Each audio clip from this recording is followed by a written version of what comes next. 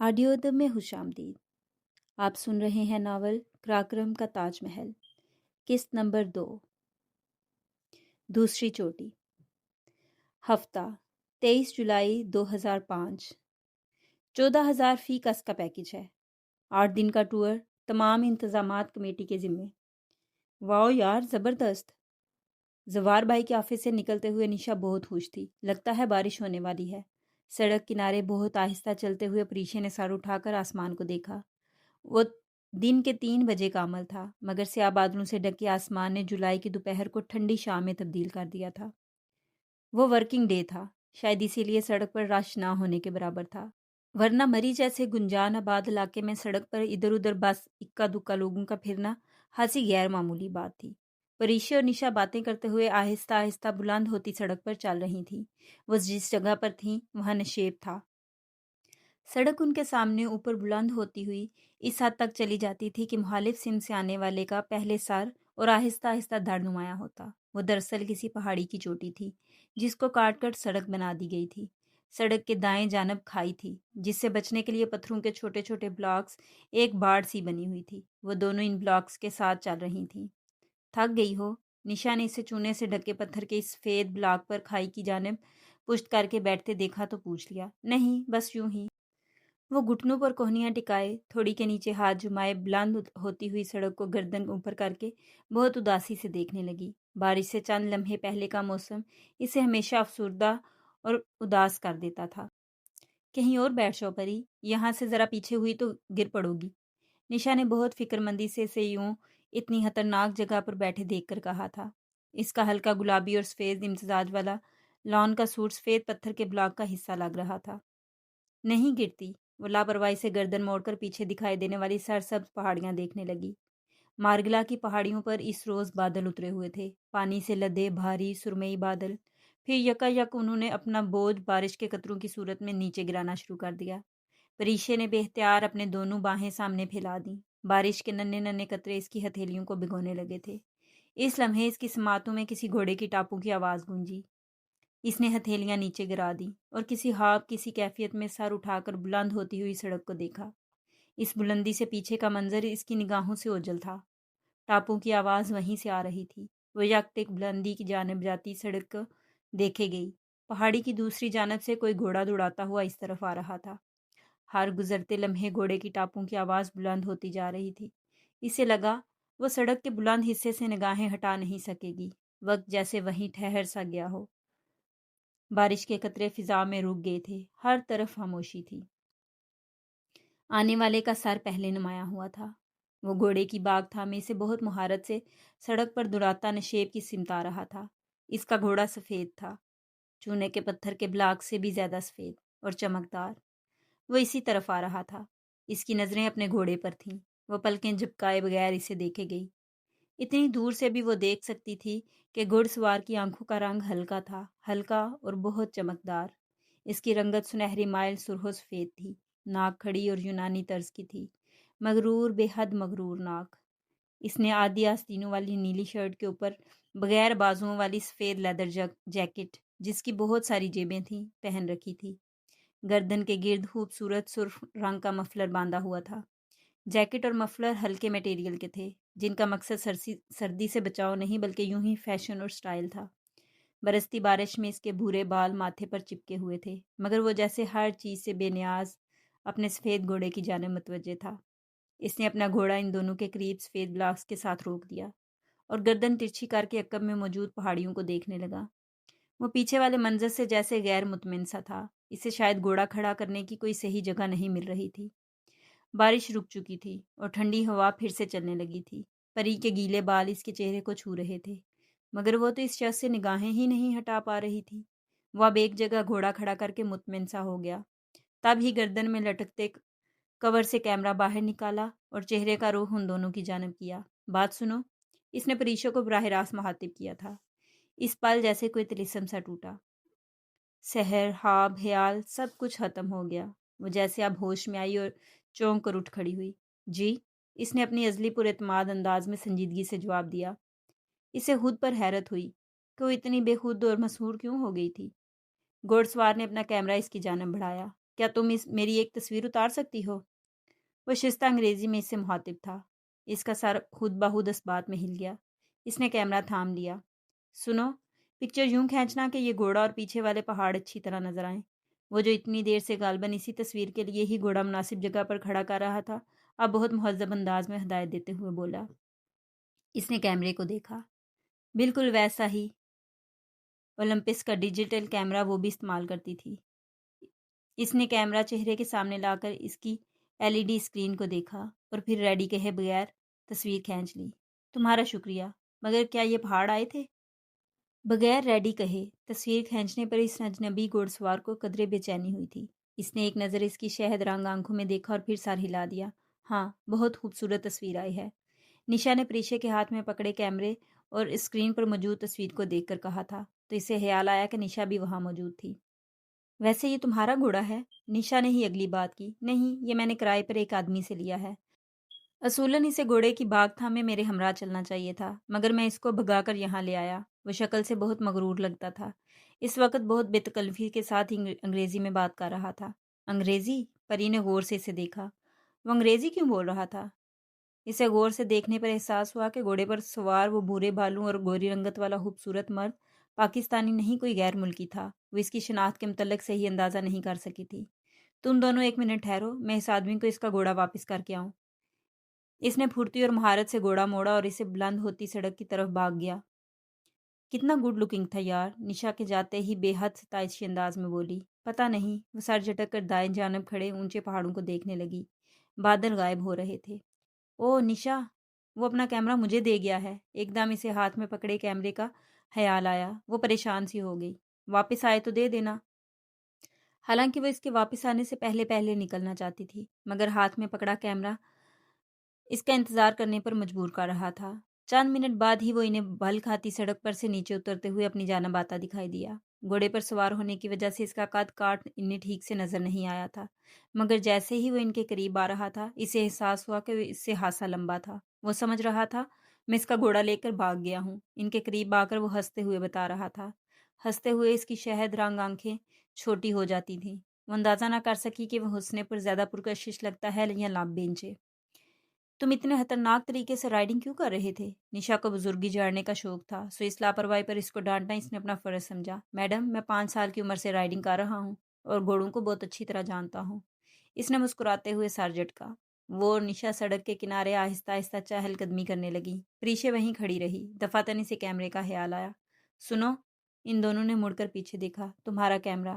اس نے قدرے زور سے کیمرہ اس کے ہاتھ میں تھمایا۔ وہ مسکرا کر رہ گیا۔ شکریہ۔ سنو، تمہیں یوں اپنا اتنا قیمتی کیمرہ دے کر نہیں جانا چاہیے تھا۔ میں اگر لے کر بھاگ جاتی تو؟ وہ پھر مسکرایا۔ مجھے پتا تھا تم ایسا نہیں کرتی۔ سینے پر ہاتھ باندھے وہ اس کے عین سامنے آ کھڑا ہوا۔ اگر میری جگہ کوئی اور ہوتا تو تمہارا کیمرہ لے کر بھاگ چکا ہوتا۔ تمہاری جگہ کوئی اور ہوتا تو میں کیمرہ ہرگز نہ دیتا۔ وہ مسکراہٹ دبائے بہت سنجیدگی سے بولا۔ وہ اس کے اس انداز پر سر جھٹک کر سڑک کے دوسری جانب پھیلی دکانوں کی قطار کو دیکھنے لگی۔ وہاں رش اب بڑھتا جا رہا تھا۔ نشا نے اس بدتمیزی پر اسے گھورا بھی، مگر وہ اسے دیکھ نہیں رہی تھی۔ گھوڑ سوار نے گردن جھکا کر کیمرے کی اسکرین پر نگاہ ڈالی اور زیر لب مسکرایا۔ اچھی تصویر کھینچنے کا شکریہ۔ تصویر دیکھ کر اس نے سر اٹھاتے ہوئے کہا اور کیمرہ کور میں ڈال دیا۔ وہ پھر مغرور نظر آنے کی اداکاری کرتی جواب دیے بنا دکانوں کو دیکھتی رہی۔ تم اس تصویر کا کیا کرو گے؟ اس کی بے روحی کے اثر کو کم کرنے کے لیے نشا نے بہت دوستانہ انداز میں اسے مخاطب کیا۔ میں 20 برس بعد ایک سفر نامہ لکھوں گا۔ اس کے فرنٹ پر یہ تصویر لگاؤں گا۔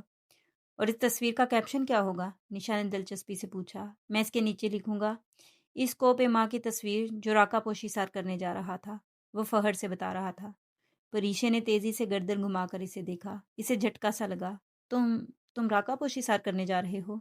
بے اختیار پوچھ لینے کے بعد اسے یاد آیا اس کو تو خود کو تعلق ظاہر کرنا تھا۔ اس سے پچھتاوا ہوا۔ ہاں، پریشے کی بے ساختگی پر اس نے بڑی مشکل سے اپنی مسکراہٹ چھپائی تھی۔ خیر، راکا پوشی سار کرنا کوئی اتنی بڑی بات نہیں ہے۔ ایورسٹ یا K2 سر کرنا اصلی کامیابی ہے۔ کہہ کر وہ پھر سے دکانوں کو دیکھنے لگی۔ ویسے کل ہم لوگ ایک ٹور کمپنی کے ساتھ کالام جا رہے ہیں۔ نشا کے بتانے پر گھوڑ سوار نے آنکھیں سکوڑ کر مال روڈ کی طرف دیکھا۔ سن شائن ٹریولز کا دفتر سامنے ہی تھا۔ اس نے جیسے ایک لمحے کو سوچا، پھر بولا، میں بھی کل کالام جا رہا ہوں۔ سن شائن ٹریولز کے ساتھ؟ تم کس کے ساتھ جا رہی ہو؟ واقعی تم تو ہمارے ساتھ جا رہے ہو؟ निशा को इस इत्तेफाक से आज़ाद होशी हुई थी। परीक्षा को कुछ शक सा हुआ। ये तो बहुत अच्छी बात है। वैसे तुम्हारी दोस्त भी जा रही है क्या? मुस्कुराहट लबों तले दबाए इसने बहुत मासूमियत से पूछा। परीक्षा ने रुख कदरे मजीद मोड़ दिया। हाँ, मगर तुम्हें कैसे पता ये मेरी दोस्त है? बहुत आसान, वो खूबसूरत है। इसका संजीदा अंदाज पर निशा हंस पड़ी, जबकि परीक्षा के माथे पर नागवारी की शिकन उभरी थी। मैं निशा हूँ, निशा सईद, और ये मेरी कज़न और दोस्त है, डॉक्टर परीक्षा जहांजेब। पारिशे, इसने अपने यूरोपीय लबो लहजे में इसका नाम दोहराया। पारिशे नहीं, परीशे। मेरे नाम के पीछे क्यों पड़ गई हो निशा? खुद को यूं मौजूद गुफ्तगू बनते देखकर वो तिनक कर उर्दू में बोली। ये मैनर्स के खिलाफ है। तुम दोनों को मेरी मौजूदगी में अपनी ज़ुबान में बात नहीं करनी चाहिए। वो मुसलसल परीक्षे को देख रहा था। एक तो कम बख्त बला का हैंडसम, ऊपर से इतने खूबसूरत अंदाज में आंखें सकेड़ कर देखता था। वो हम कन्फ्यूज़ होने लगी। मतलब क्या हुआ तुम्हारी कज़न के नाम का? परी चेहरा लड़की, ये ईरान की एक शहजादी का नाम था, इसलिए तो मैं इसको परी कहती हूँ। तुम्हारी कज़न पर सूट भी करता है। परी मतलब फेरी। हमारी ज़ुबान में भी फेरी को परी कहा जाता है। तुमने अपना तारुफ नहीं करवाया। ओह सॉरी, मैं उफ़क़ अरसलान हूँ, तुर्की से आया हूँ। वैसे पेशे के लिहाज से इंजीनियर हूँ, मगर साथ साथ एक तजर्बाकार क्लाइंबर भी हूँ। तुम्हारे पाकिस्तान में दुनिया के सबसे खूबसूरत पहाड़ राका पोशी के लिए आया हूँ। इसने झुक कर अपना तारुफ करवाया। और तुम लोग क्या करती हो? निशा, हमें देर हो रही है, मैं गाड़ी की तरफ जा रही हूँ। तुमने चलना है तो चलो, कदरे गुस्से से कहकर वो खटखट करती गाड़ी की तरफ आ गई। उजलत में उफ़क़ अरसलान को खुदा हाफ़िज़ कहकर निशा दौड़ते कदमों के साथ इस तक पहुंची थी। तुम्हारा मसला क्या है निशी? न जान न पहचान, हाँ किसी अजनबी, वो भी गोरे के साथ यूं सरेराह गप्पे लगाने का मकसद? ड्राइविंग सीट का दरवाज़ा खोलते हुए वो निशा पर बरस पड़ी थी। चंद गज के फासले पर वह तुर्क स्याह इन सफ़ेद चुकोर ब्लॉक्स के साथ अभी तक खड़ा था। दफातन इसने परी को देखकर हाथ हिलाया, जिसे इसने नज़रअंदाज कर दिया।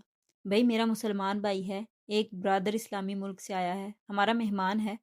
हमारा इस्लामी फ्रीज़ा है कि मैं मेज़बानी निभाऊं। अच्छी तरह जानती हूँ मैं तुम्हें, मुसलमान लड़की। गाड़ी वापस इस्लामाबाद के रास्ते पर डालते हुए इसने दांत पीसे थे। क्या हम आप किसी और टूर कंपनी के साथ न चले जाएं? इस बात का तो जिक्र ही मत करना। अगर हम इस टूर कंपनी के साथ नहीं जाएंगे तो फिर किसी के साथ नहीं जाएंगे। निशा ने बड़े इत्मीनान से फैसला सुना दिया।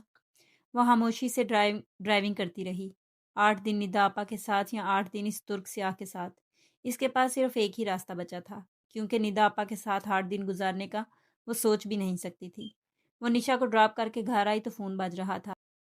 इसने क्रेडल पर धरा रिसीवर उठाया। हेलो, तुम अपनी कज़न के साथ कहाँ जा रही हो? नागवार सा बाज पुरस करने वाला लहजा था सैफ का। कलाम, और भी लोग जा रहे हैं। मामू ने मुझसे पूछे बगैर तुम्हें कैसे अकेले जाने की इजाज़त दे दी? क्या हमारे खानदान की लड़कियां दूर इफ्तादा इलाकों में बाप भाई के बगैर सड़कें नापती फिरेंगी? वो इससे वाज़े तौर पर नाराज़ था। पापा ने मुझे इजाज़त दे दी है सैफ। कहीं नया मसला खड़ा ना हो जाए, इस ख्याल ने ही इसे थका दिया था। मगर मैं कह रहा हूँ कि तुम यूं नहीं जाओगी। तुम अपनी कज़न को मना कर दो। तहक्कुम भरा अंदाज था इसका। हम स्कूल में भी तो टूर्स के साथ चले जाते थे, एक काबिल एतमाद ट्रैवल एजेंसी के साथ। ये यूके नहीं है परीशे। इसका अंदाज दो टोक था। बस तुम अपनी कज़न को मना कर दो। अच्छा। परीशे ने फ़ोन रख दिया। चंद लम्हे आज़र्दगी से फ़ोन को देखती रही, फिर निशा का नंबर मिलाया। मेरी आवाज़ सुने बगैर चैन नहीं आ रहा जो घर पहुंचते ही फ़ोन खड़का रही हो? निशा, मैं कलाम ना जाऊं तो? निशा एक लम्हे को चुप सी हो गई। परी? वो कुछ देर बाद बोली। वो एक अच्छा इंसान है, तुम इसके साथ अनकंफर्टेबल फील नहीं करोगी, बिलीव मी परी। नहीं निशा, सैफ ने मना किया है। व्हाट द हेल, इसका पारा हाई हो गया था। वो होता कौन है तुम्हें मना करने वाला? मैं तो अभी तक तुम्हारी मंगनी को ही कबूल नहीं कर सकी। तुम दोनों एक दूसरे के लिए हो ही नहीं, लेकिन तुमने शायद शादी से पहले ही इसकी गुलामी कबूल कर ली है। ठीक है, फाइन, मैं यूं ही तुम्हारे लिए हलकान होती हूँ। जहन्नुम में जाओ तुम, जहन्नुम में जाए सैफ, और जहन्नुम में जाए उफ़क़ अरसलान। एक मुस्कुराहट परीछे के लबों पर बिखर गई। मैंने इसकी गुलामी कबूल नहीं की। और सुनो, मैंने प्रोग्राम भी कैंसिल नहीं किया, लेकिन अगर तुमने मेरे नाम के साथ उफ़क़ का नाम फिर लिया तो मैं प्रोग्राम कैंसिल कर दूंगी। मजीद कुछ कहे बगैर इसने फ़ोन रख दिया। इसे सैफ के गुस्से की परवाह न थी। कलाम से वापसी के बाद इसकी शादी हो ही जानी थी। दिल ने तब मर ही जाना था, और शायद सैफ जैसे इंसान के साथ ज़िंदगी की शुरुआत करने के बाद इसे किसी की भी परवाह न रहे, ना दुख की, ना खुशी की। शायद तब वो बेहिस हो जाए। मगर इस बेहिसी के दौर के आगाज़ से कबल सिर्फ 8 दिन वो ज़िंदगी के साथ गुजारना चाहती थी। तीसरी चोटी। इतवार 24 जुलाई 2005। पापा की ढेर सारी दुआएं लेकर वो घर के गेट से बाहर खड़ी टूर कंपनी की बस में बैठ गई। इनका गाइड कम ड्राइवर जफ़र इसका सामान लोड करके ड्राइविंग सीट पर आ गया। बस में से 4 अनजान चेहरे दिखाई दिए। वो एक निस्बतन पिछली सीट पर खिड़की की तरफ बैठ गई। निशा या वो तुर्क से अभी तक नहीं आए थे। खुले शीशे से आती ठंडी हवा इसकी आंखों को बंद कर रही थी। इसने शीशा बंद कर दिया। लेयर्स में कटे स्याह बालों को ऊंची पोनीटेल में बांधा। दफातन इसे दूसरे मुसाफिरों का ख्याल आया। इसने एक सरसरी निगाह इन पर डाली। इसकी बाईं तरफ वाली नशिस्तों की कतार में इसके बराबर एक कम उम्र लड़की बैठी थी। उम्र बामुश्किल 21 या 22 साल होगी। कंधों से ऊपर आते खुले बाल जो माथे पर बैंड्स की सूरत में कटे थे और गोरी रंगत। वह महवियत से सड़क के किनारे भागते दरख्तों को देख रही थी। इसने सफ़ेद ट्राउजर्स और घुटनों तक कुर्ता पहन रखा था और पाँव में सैंडल थे। दूसरे मुसाफिरों में 50-55 साल एक अंकल थे, गालबन कोई रिटायर्ड अफसर या कोई अमीर बिजनेसमैन। वो हाथ से वजी थे और सबसे अगली सीट पर विराजमान थे। इनके अलावा एक जोड़ा था। बीवी कदरे करख्त और नाकचड़ी सी लगती, अलबत्ता मियाँ बीबा सा था। रीशे को क्याफा शनासी से गहरी दिलचस्पी थी। सुबह 6 बजे कोई वक्त है जाने का? मुझे सोने भी नहीं दिया। निशा इसके मुकाबले आकर बैठी तो बस जो निशा को पिक करने के लिए रुकी थी फिर चल पड़ी। सो जाओ, लंबा सफ़र है, इसने निशा की हाबीदा आंखें देखकर कहा।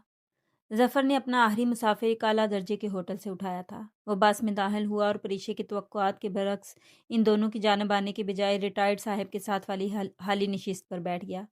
इसने तो गर्दन को जुम्बश देकर इन दोनों की तरफ देखा तक न था। चूंकि वो इनसे काफ़ी आगे बैठा था और वो भी बाएं कितार में, सो वो इसका महज दायां कंधा, बाजू और सर ही पीछे से देख सकती थी। लाइट ब्राउन शर्ट, सफ़ेद पैंट, वही काल वाली स्लीवलेस हल्की सी टूरिस्ट जैकेट, गर्दन में लटकता मफलर, पाँव में जॉगर्स, वो बहुत अच्छा लग रहा था। हाँ, आज इसके सर पर एक पी कैप भी थी। वो कुछ देर इसे देखती रही, फिर निशा की तरह सो गई। कोई 2 घंटे बाद इसकी आंख खुली। वो लोग अभी तक हालते सफ़र में थे। निशा जाग चुकी थी। इसने चोर नज़रों से उफ़क़ को देखा। वो अपने सेल फोन की बटन से खेल रहा था। सुनो परी, तुम्हें ये शख्स अच्छा नहीं लगा? नहीं, और मैं इसका जिक्र नहीं करना चाहती। वो खिड़की के बाहर देखने लगी। मगर मैं करना चाहती हूँ। निशा बाजिद थी। ठीक है, फिर जाकर इसी के पास बैठ जाओ। बकिया सारा रास्ता खामोशी से कटा। दिन चढ़े बस पेशावर के हदूद में दाखिल हुई। सड़कों पर हासा राश था। अपने जोबन पर चमकता सूरज शहर को झुलसा रहा था। कितनी गर्मी है यहाँ, हालांकि पेशावर पहाड़ों पर वाक़ है। यार, इससे ठंडा तो इस्लामाबाद था। निशा को अपना शहर याद आया। टूर कंपनी ने पहले से एक मुतवस्सित दर्जे के होटल में इनकी बुकिंग करवा रखी थी। होटल के बाहर तंग सी सड़क पर बेतहाशा राश था। सड़क के अच्छे हाथ हिस्से पर रेडी वाले कब्जा किया हुआ था। गाड़ी एक ढलवान पर चढ़कर होटल की पार्किंग एरिया तक आई। वहाँ गाड़ियों की लंबी कतार थी। नॉट बैड, बस से निकलकर निशा ने तबसरा किया। परी होटल की बुलंद इमारत को देखने लगी। इसको सुकून महसूस कर रही थी, जो इतनी देर एक ही जगह बैठे रहने के बाद खड़े होकर इसकी टांगों को मिला था।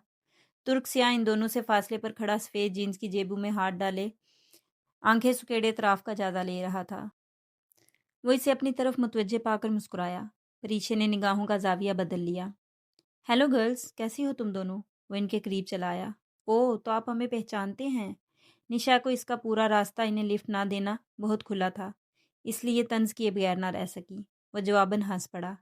मैंने सोचा सुबह सुबह नींद से बेहाल होते लोगों को ना जगाया जाए, ज़रा कहीं पहुंच जाएं, आराम से गपशप करते रहेंगे। वो मुस्कुराहट दबाई संजीदगी से बोला।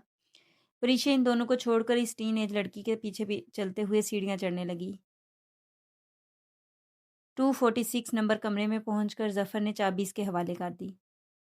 वो ट्रिपल बेडरूम इसको निशा और इस लड़की के साथ शेयर करना था। ओके, शाम को मुलाकात होगी। उफक इन दोनों से ये कहकर साथ वाले कमरे में चला गया और मियाँ बीवी सामने वाले कमरे में चले गए। मैं डॉक्टर प्रीशिया जहाँजेब हूँ। कमरे में आकर अपने लबों पर मुस्कुराहट सजाकर इसने इस लड़की की तरफ हाथ बढ़ाया। मैं इरसा बुहारी हूँ। वैसे आपका नाम बहुत प्यारा है परीशे। वो रुकी और तस्हीक करने वाले अंदाज में बोली। परीशे आपी। आपी? इन दोनों ने बेड पर बैठते हुए कदरे हैरत से इसे देखा। दरअसल पाकिस्तानी कज़न्स को अगर बगैर आपी बाजी के बुलाओ तो दादो अंग्रेज़ कहकर टोकती हैं। सो मैंने ये नतीजा निकाला है कि किसी पाकिस्तानी लड़की को आपी बाजी कहे बगैर नहीं बुलाना। वो दोनों हंस पड़ी। खाना उन्होंने साथ ही खाया। तब तक तारुफ का सिलसिला मुकम्मल हो चुका था। इरसा का ताल्लुक लाहौर से था, मगर वो पली बड़ी इंग्लैंड में थी। اردو لکھ اور پڑھ لیتی تھی مگر بولتی بہت مشکل سے تھی۔ اس کے پاس اس کم عمری میں بھی ایک اچھا الپائن ریکارڈ تھا۔ وہ زیادہ تر یورپی لپس سر کر چکی تھی۔ اس کے علاوہ تبت میں اس نے شیشا پانگما اور چویو کو سر کیا تھا۔ تو تم افق کے ساتھ راکا پوشی جا رہی ہو؟ نشا کو وہ معصوم اور ذہین سی لڑکی بہت اچھی لگی تھی۔ ہاں، اس نے سر ہلا دیا۔ راکا پوشی میرے ناول کی سیٹنگ ہے۔ او، میں بتانا بھول گئی، میں رائٹر بھی ہوں۔ 2 ناول لکھ چکی ہوں، یہ میرا تیسرا ناول ہے۔ اتنی سی عمر میں 2 ناول؟ پریشی کو خوشگوار حیرت ہوئی۔ ارسا ہنس پڑی۔ محمد بن قاسم نے 17 سال کی عمر میں سندھ فتح کیا تھا۔ میں نے تو اس عمر میں صرف پہلا ناول لکھا تھا۔ یہ کوئی بڑی بات نہیں ہے۔ اچھا، تو تمہارے ناول کی سٹوری کیا ہے؟ اسے دلچسپی ہوئی۔ ایک کوپما ہیرو اور ایک کوپما ہیروئن کی راکا پوشی سار کرنے کی رومانوی داستان۔ وہ بڑے مزے سے بولی۔ نشا سونے کے لیے لیٹ چکی تھی۔ اینڈ ہیپی کرو گی یا ٹریجک؟ ٹریجک، کیونکہ ٹریجک اینڈ یادگار ہوتا ہے۔ ویسے آپ نہیں آئیں گی راکا پوشی؟ آپ بتا رہی تھی آپ بھی کلائمبر ہیں۔ ہاں، میں نے کیمبریا کیٹو اسکول لیک ڈسٹرکٹ سے 7 ہفتے کے کورسز کیے تھے، مگر میں راکا پوشی نہیں آؤں گی۔ مجھے اپنے فادر کی پرمیشن نہیں ہے۔ کیمبریا کیٹو سے؟ واؤ، آئی ایم امپریسڈ۔ اور سوئس لپس کے علاوہ میں نے اسپانتی کو بھی سار کر رکھا ہے، مسکراتے ہوئے بتانے لگی۔ اوہ، ویسے آپ آتی تو مزہ آتا۔ افق بھائی بہت اچھے ہیں۔ میری ان سے ملاقات فلائٹ کے دوران ہوئی تھی۔ وہ مصر سے آ رہے تھے اور میں انگلینڈ سے۔ اب سوتے ہیں۔ اس سے پہلے کہ وہ افق نامہ شروع کرتی، پریشا نے اس کی بات کاٹ دی۔ ارسا تابیداری سے بستر پر لیٹ گئی۔ جلد ہی اسے نیند نے آن گھیرا۔ پھر وہ شام تک سوتی رہی۔ ارسا اور نشا صبح تڑکے ہی اٹھ کر چلی گئی تھیں اور بآواز بلند گپے ہانکتے ہوئے انہوں نے اسے بھی جگاڑ ڈالا تھا، مگر وہ آنکھوں پر ہاتھ رکھے سوتی بنی رہی۔ دفعتاً دروازے پر دستک ہوئی۔ پریشا کا دل زور سے دھڑکا تھا۔ اس نے آنکھوں پر سے بازو نہیں ہٹایا، مگر وہ جانتی تھی کہ باہر کون تھا۔ وہ دستک نہیں، افق ارسلان کی خوشبو پہچانتی تھی۔ اندر آ سکتا ہوں اچھی لڑکیوں؟ اس کا شرارت سے کھنکتا لہجہ پریشا کی سماعت سے ٹکرایا، اور اس کی آنکھوں پر بازو نہ ہوتا تو وہ شاید اس کی پلکوں کا ارتعاش دیکھ لیتا۔ لگتا ہے اچھی لڑکیوں کے بغیر دل نہیں لگ رہا، آؤ بیٹھو۔ وہ اتنا مہذب، شائستہ، ہنسمکھ تھا کہ نشا اور ارسا فوراً اس کے لیے اٹھ کھڑی ہوئیں اور اسے کرسی پیش کی۔ یوں ہی سمجھ لو۔ وہ پریشا کے بیڈ کے سامنے رکھی کرسی پر بیٹھ گیا۔ کرسی اور بیڈ کی پائنتی کے درمیان فاصلہ خاصا کام تھا، جگہ تانگ تھی۔ وہ بیٹھ تو گیا مگر اس کے جوگرز بیڈ کے سرے کو چھو رہے تھے۔ میں اس سفر کو یادگار بنانا چاہتا ہوں اور بطور ایک سیاح میں کوئی لمحہ فارغ نہیں بیٹھنا چاہتا۔ سو پھر تم لوگ بتاؤ، شام کیا پروگرام ہے؟ اسے محسوس ہو رہا تھا کہ بولتے ہوئے بھی بٹک بٹک اور افق کی نگاہیں اس کے چہرے پر پڑ رہی تھیں، جو اس نے اپنے سفید بازو کی اوٹ میں چھپا رکھا تھا۔ کمبل بھی گردن تک لے رکھا تھا، صرف چہرے کا نچلا حصہ کھلا تھا۔ پری اٹھ جائے تو کوئی پروگرام بناتے ہیں۔ تمہاری دوست بہت زیادہ سوتی ہے کیا؟ اس کے انداز سے پریشا کو لگا وہ جان گیا ہے کہ وہ سو نہیں رہی۔ نہیں، آج بس ذرا تھک گئی ہے۔ تم اپنا پروگرام بتاؤ۔ میں آج تمہارے پشاور کے بازار، یہی کینٹ اور صدر وغیرہ کھنگالنے کا سوچ رہا تھا۔ باقی ورس اٹریکشنز کل دیکھوں گا۔ تو پھر ہم تینوں بھی آپ کے ساتھ چلتے ہیں افق بھائی۔ احمد صاحب اور افتخار فیملی کی مرضی، وہ جہاں بھی جائیں، یا پھر ان سے پوچھ لیں۔ ارسا متذبذب تھی۔ وہ کپل بہت ریزرو ہے، وہ یقیناً ہم سے گلنا ملنا پسند نہیں کریں گے۔ احمد صاحب تو آدھا گھنٹہ ہوا کہیں چلے بھی گئے، ہم چاروں ساتھ چلتے ہیں۔ مگر وہ ایک لمحے کو رکا۔ پری کے کان کھڑے ہو گئے۔ مگر کیا؟ مگر ہو سکتا ہے تمہاری دوست کو کوئی اعتراض ہو۔ ارے نہیں، وہ بہت نائس اور سویٹ ہے، اسے کوئی اعتراض نہیں ہوگا۔ ویسے نشا، مجھے بہت خوشی ہوئی تھی جب تم نے مجھے بتایا کہ تمہاری دوست میری بہت تعریف کر رہی تھی۔ پریشا نے ایک جھٹکے سے کمبل اتارا اور تیزی سے سیدھی ہوئی۔ میں نے ایسا کب کہا تھا؟ افق کا قہقہ بے اختیار بلند ہوا۔ اسے اپنی حماقت پر شرمندگی ہوئی۔ نشا اور ارسا قدرے حیران تھیں۔ انہیں ابھی لطیفہ سمجھ میں نہیں آیا تھا۔ تم اٹھ گئی؟ میں سمجھی سو رہی ہو۔ میرے سر پر جو تم لوگ گول میز کانفرنس کر رہے ہو، میں بھلا کیسے سو سکتی تھی؟ اپنی شرمندگی چھپانے کو اس نے غصے کا سہارا لیا اور بستر سے نیچے اتر گئی۔ ڈریسنگ روم جانے کے راستے میں افق کی لمبی ٹانگیں حائل تھیں۔ اسے قریب آتا دیکھ کر اس نے پیر سمیٹ لیے۔ وہ پیر پٹکتے ہوئے اس جگہ سے گزری۔ سوری پری، میں مذاق کر رہا تھا۔ وہ بمشکل ہنسی کنٹرول کرتے معذرت کرنے لگا، مگر وہ جھنجھلاتی ہوئی زور زور سے الماری کے پٹ کھول بند کر رہی تھی۔ اچھی لڑکیوں، تیار ہو کر لابی میں آ جاؤ، تمہارے پاس صرف 15 منٹ ہیں۔ وہ جانے کے لیے اٹھ کھڑا ہوا تھا۔ پری نے کن اکھیوں سے اسے دیکھا۔ اس نے لباس تبدیل کر لیا تھا۔ ہمیشہ کی طرح شرٹ کی آستینیں آدھی مگر رنگ سیاہ تھا، اور اوپر سفید ٹورسٹ جیکٹ، گردن کے گرد بالکل سرخ مفلر۔ رائٹ باس، ارسا نے تابیداری دکھائی۔ وہ مسکراتے ہوئے ایک نگاہ پریچے پر ڈال کر باہر نکل گیا۔ وہ اف کہتے ہوئے کلس کر رہ گئی۔ ان 15 منٹ میں پریچے نے کوئی 200 دفعہ ان دونوں کو ضرور پروگرام بنانا تھا تم نے ان کے ساتھ سنایا تھا۔ نشا ڈیٹ بنی سنتی رہی۔ ارسا کو البتہ حیرت ہوئی تھی۔ یہ پریچے آپی کو کوئی لڑائی ہوئی ہے افق بھائی سے؟ وہ تو اتنے کیئرنگ اور سویٹ ہیں۔ یہ صدیوں کی داستان ہے، تمہیں ایک شام میں سمجھ نہیں آ سکتی، نشا نے آہ بھر کر کہا، ہیئر برش کرتے ہوئے۔ پریچے کے ہاتھ ایک لمحے کو تھمے تھے۔ وہ اندر سے کام کر رہ گئی تھی۔ پلٹ کر اس نے شاکی نظر نشا پر ڈالی اور دوسری نظر اپنی انگلی پر موجود انگوٹھی پر۔ نشا نے لاپرواہی سے کندھے اچکا دیے۔ ارسا کے سر کے اوپر سے سب کچھ گزر گیا تھا۔ وہ پیر پٹک کر باتھ روم میں چلی گئی۔ نشا کی بات وہ عموماً مانا نہیں کرتی تھی، مگر اب اس کے پاس کوئی دوسرا راستہ نہ تھا۔ نشا اور ارسا چلی جاتی تو اس نے بھلا کیا قصور کیا تھا جو وہ چھوٹے سے کمرے میں بیٹھی رہتی؟ یوں بھی افق کے ساتھ مارکیٹ جانا اسے برا نہیں لگ رہا تھا، البتہ یوں ظاہر کرنا وہ اپنا فرض سمجھتی تھی۔ پارکنگ ایریا میں کھڑی ٹور کمپنی کی بس کے ساتھ ٹیک لگائے کھڑا افق ان کا انتظار کر رہا تھا۔ انہیں آتا دیکھ کر سیدھا ہو گیا۔ ایک استقبالیہ مسکراہٹ نے اس کے لبوں کا احاطہ کر لیا تھا۔ پی کیب بھی اس کے سر پر تھی۔ کینٹ چلتے ہیں، یہاں سے بہت قریب ہے۔ ان کی رہنمائی کرتے ہوئے وہ ہوٹل پارکنگ ایریا سے نیچے سڑک تک جاتی ڈھلوان سے اتر رہا تھا۔ تم ترکی سے آئی ہو یا صوبہ سرحد سے؟ نشا کو اس کے پشاور اور ارد گرد کے علاقے کی معلومات حیران کر رہی تھی۔ وہ بے اختیار ہنس پڑا۔ بس پچھلی دفعہ آیا تھا تو خاصے دن یہاں گزارے تھے، اس لیے آئیڈیا ہو گیا ہے۔ پچھلی دفعہ کب آئے تھے؟ 2 سال پہلے۔ وہ لوگ ڈھلان اتر کر نیچے سڑک پر آ چکے تھے۔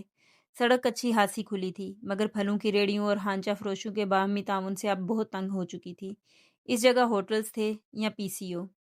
2 سال پہلے کیا سیر و سیاحت کے لیے آئے تھے؟ ریڑھیوں سے دونوں اطراف میں گھری سڑک پر راستہ بنا کر چلنا بہت مشکل تھا، پھر بھی وہ بہت دھیان سے ان دونوں کی گفتگو سن رہی تھی۔ ہاں، سیر و سیاحت کے لیے، اور بولتے بولتے وہ یکدم خاموش ہو گیا۔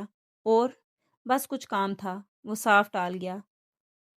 نشا ہلاکیات سے اتنی تو آگاہ تھی کہ اگر وہ ٹال رہا تھا تو وہ اس کی کام کی تفصیل نہ پوچھتی۔ افق نے ٹیکسی روکی۔ ٹیکسی والا انگریزی سے نابلد تھا، سو کرایہ کا معاملہ نشا نے ہی طے کیا۔ کینٹ کی خوبصورت دکانوں کے باہر آہستگی سے چلتے ہوئے وہ چاروں خاصی دیر تک ونڈو شاپنگ کرتے رہے، پھر ارسا کو چھوڑ کر سعید بک بینک کی طرف چلی گئی۔ وہ تینوں ایک جولری شاپ میں داخل ہو گئے۔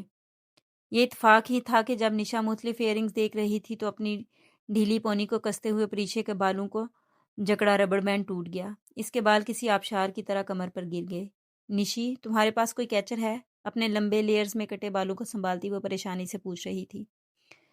اپنا خریدتے ہوئے تو تمہیں موت پڑتی ہے۔ وہ بہت مصروف تھی، سو کھٹ سے بولی، دفع ہو جاؤ۔ وہ بڑبڑاتے ہوئے سامنے شوکیس پر پڑی باسکٹ میں رکھے کیچرز اور پونیاں دیکھنے لگی۔ یہ کیسا ہے؟ اس نے چونک کر سر اٹھایا۔ افق ہاتھ میں ایک کیچر لیے اسے دکھا رہا تھا۔ اس نے نظریں جھکا کر کیچر کو دیکھا۔ وہ سلور کلر کا تھا۔ اس کی ایک طرف گول بڑا سا فیروزی رنگ کا پتھر جبکہ دوسری طرف سبز اور نیلا 2 رنگا پتھر جڑا تھا۔ اچھا ہے۔ اس نے خوبصورت کیچر لینے کے لیے ہاتھ بڑھایا۔ افق نے وہ اس کی ہتھیلی پر رکھنا چاہا۔ پکڑتے پکڑتے وہ زمین پر گر گیا۔ وہ گھبرا کر جھکی اور کیچر اٹھا لیا۔ اس کے 2 رنگے ناک کے درمیان ضرب لگنے سے ایک ہلکی سی سیدھی لکیر پڑ گئی تھی۔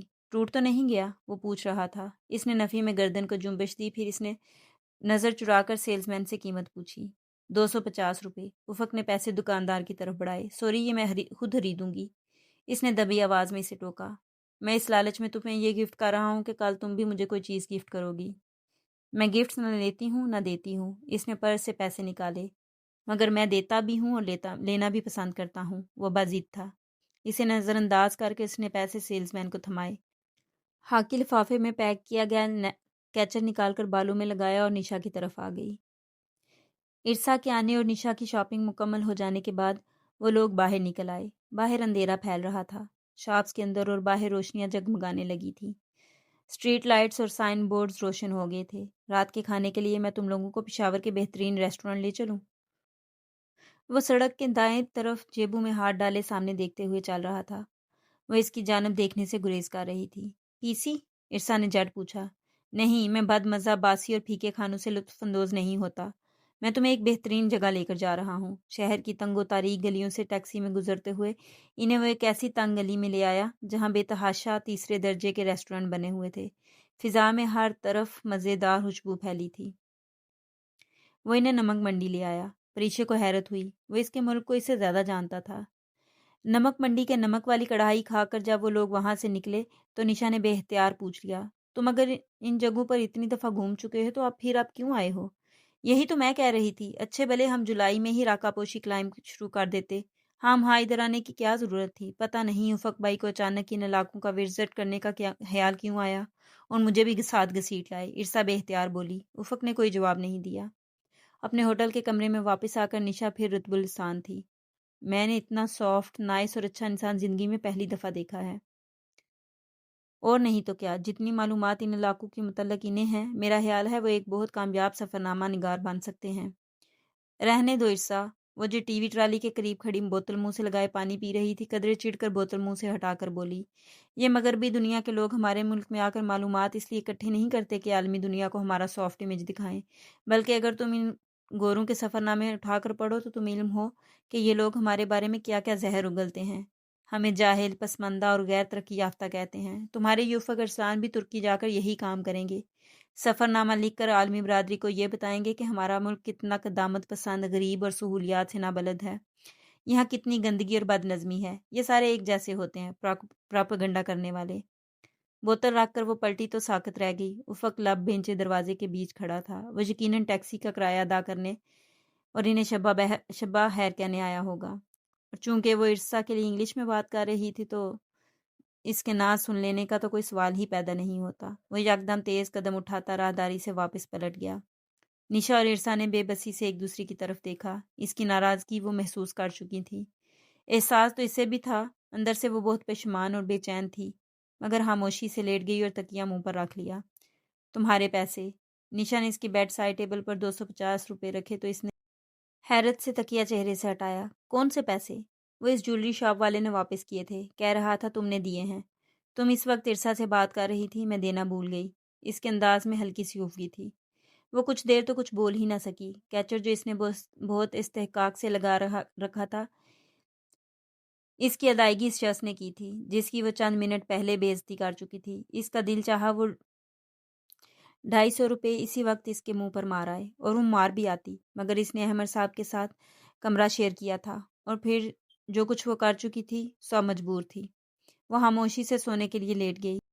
पैसे इसने पर्स में रख लिए। जितना वो इससे दूर भागने की कोशिश करती वो इतना इसके रास्ते में आ जाता था।